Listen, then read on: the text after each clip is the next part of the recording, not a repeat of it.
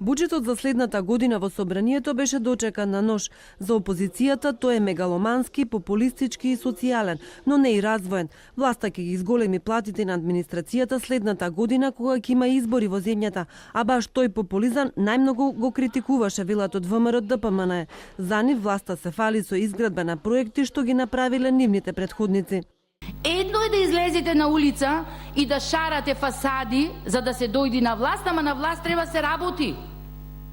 Нема играчки, треба му нешто да сработите. Да го подобрите животот Божем лош на граѓаните од претходната власт, сега вие да создадете услови.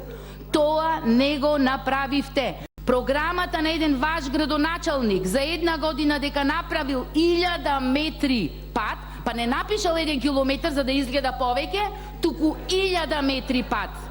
Тоа мислам дека не треба да стои. Со буџетот се обезбедува фискална консолидација, но и пари за повисоки плати, инвестиции и за раст на целата економија.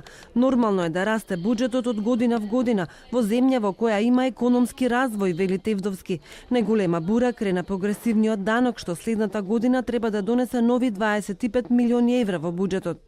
Единствена земја во овој период каде што во номинален износ буџетот се намалува, тоа е Грција. Зошто?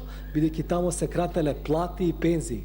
Значи, најнепосакувано сценарио за било кој и буџет и Министерство за финансии е да дојде до намалување во номинален износ. Но вие ако се противите на воведување на праведно оденачување, практично се ставате на страната на тие кои што имаат убедливо највисок доход. Значи, тоа Нето задолжувањето следната година ќе биде 460 милиони евра. Со нив, рече Тевдовски, ќе се покрие буџетскиот дефицит и ќе се тргнат пари настрана, зашто државата треба да биде подготвена за враќање на големите и скапи кредити кои беа земени изминатите години.